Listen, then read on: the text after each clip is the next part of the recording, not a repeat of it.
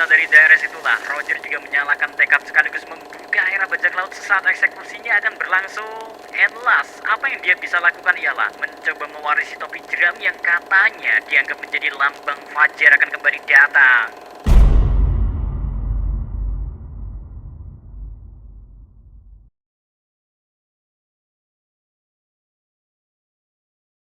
Guys, seperti gak ada habisnya ide dari seorang God Roger. Soalnya ya, baru aja Mr. G beres bahas 50 part tulisan yang dia buat sebelumnya ya.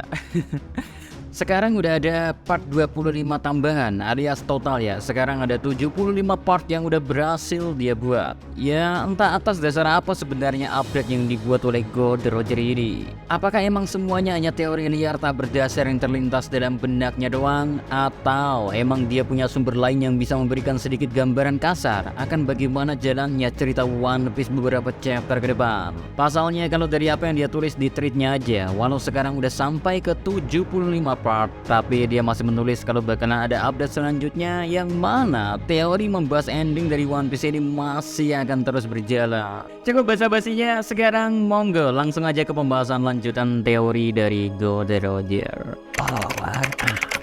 Gak tanggung-tanggung, part 51 langsung dibuka sama informasi yang sangat menarik, di mana menurut God Roger ada alasan dibalik mengapa pengguna buah iblis, baik itu musuh ataupun teman yang pernah berhadapan atau dekat dengan Luffy, mereka akan mengalami pertumbuhan kekuatan yang sangat pesat. Karena alasan dibalik semua itu tentu berhubungan sama buah iblis Luffy sendiri, yaitu Nika, yang memiliki peringkat lebih tinggi jika dibandingkan dengan buah iblis lain. Sehingga jiwa dari setiap buah iblis yang pernah bersentuhan, entah itu saling beradu tinju atau hanya berdekatan dengan Luffy, jiwa-jiwa dari buah iblis di sekitarnya akan terpanggil.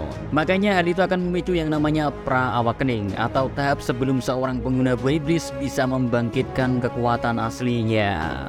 Ya, kalau emang benar apa yang dikatakan oleh God Roger, maka salah satu teka-teki sekaligus pertanyaan tentang mengapa para bajak laut dari Beast Pirates banyak yang belum awakening, sedangkan orang kayak Lucy atau bahkan Kaku yang secara kekuatan berada jauh di bawah Kaido dan beberapa anak buahnya. Dan di pertemuan mereka selanjutnya ya, Kaku dan Lucy sudah bisa membangkitkan kekuatannya.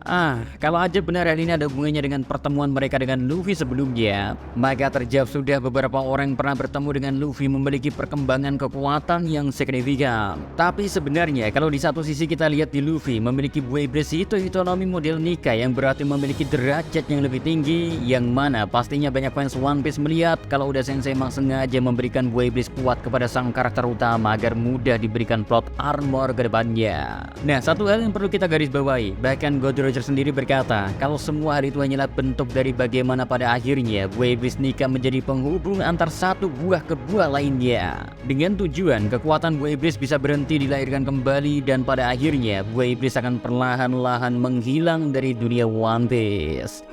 Masih menjadi tanda tanya besar memang kalau secara seketika buah iblis mendadak menghilang, lalu bagaimana nasib dari Chopper? Apakah dia akan tetap seperti itu atau malah kembali menjadi rusa biasa? Kan agak bikin buder klan bingung kebencian di dunia One Piece.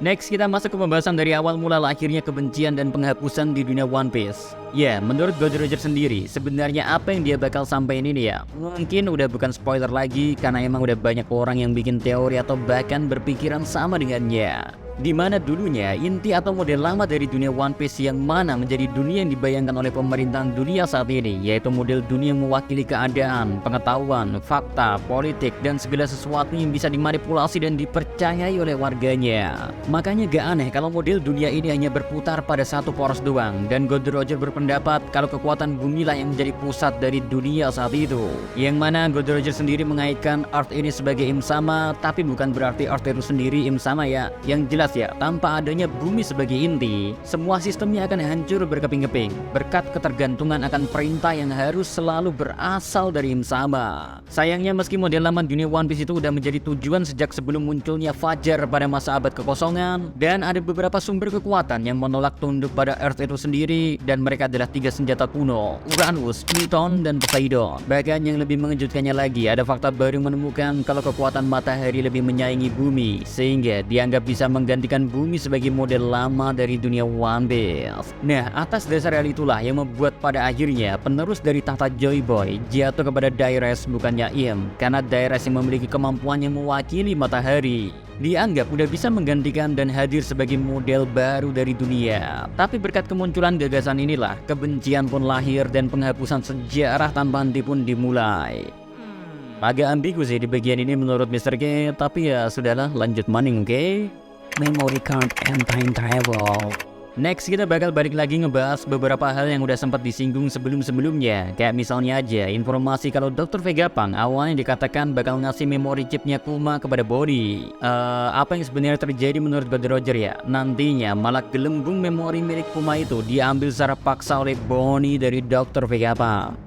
Yang menarik, apa yang sempat dibahas oleh God Roger tentang pertarungan Luffy melawan Blackbird di dunia mimpi gak lama dari konten pembahasan itu ya. Di chapter 1074 kita dikasih lihat bagaimana Bonnie memasuki suatu dunia yang mana menampilkan masa lalu dari Kuma. Sehingga God Roger sempat berpikir akankah dunia mimpi yang dia masuk bakal seperti itu, atau malah gak ada hubungannya sama sekali pertarungan antara Luffy dengan Blackbird nantinya sama momen yang baru aja terjadi belakangan ini. Ya, kita kesampingin dulu perihal pembahasan itu guys, karena ada satu hal yang lebih menarik buat dibahas selanjutnya, dimana God Roger menjelaskan mengapa dia bisa berpikir kalau cara Luffy ke masa lalu membutuhkan kemampuan dari Kuma dan Luffy itu sendiri.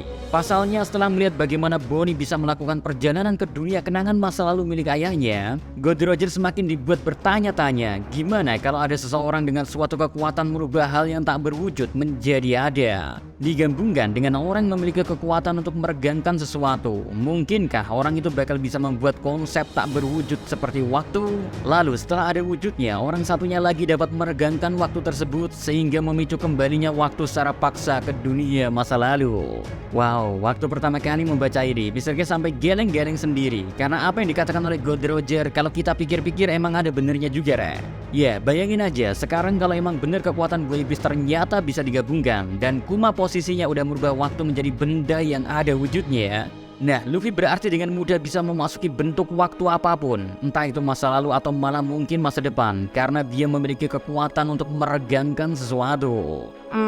Kalau emang bener Luffy bakal kembali ke masa lalu, emang gokil sih si God Roger ini guys. Oke, sampai sejauh ini kita udah ngebahas banyak hal, termasuk ke perubahan tata letak dari dunia One Piece itu sendiri. Adakah dari kalian yang langsung teringat sama salah satu mimpi dari Nakama Luffy? Siapa lagi kalau bukan Nami yang memiliki impian untuk membuat peta dunia?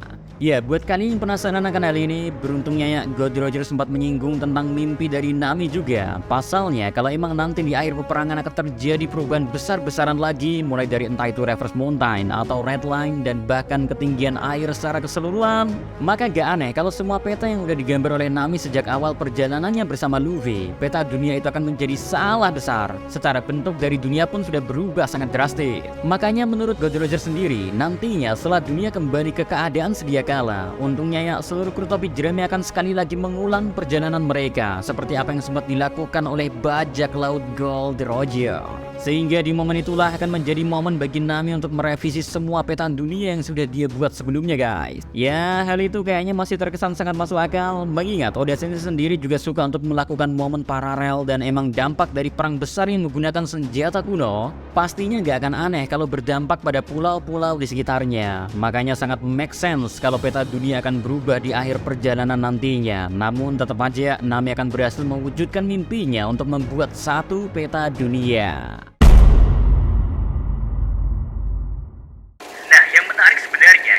Pulau Lost Star yang menghubungkan titik terakhir yang bisa digapai oleh Log Post dengan kerajaan kuno. Akan tetapi, Pulau Lost Star juga menyimpan satu pulau rahasia lainnya, di mana ada satu orang yang berjaga di sana. Dia hidup sebatang kara sejak kematian orang tuanya bertahun-tahun yang lalu.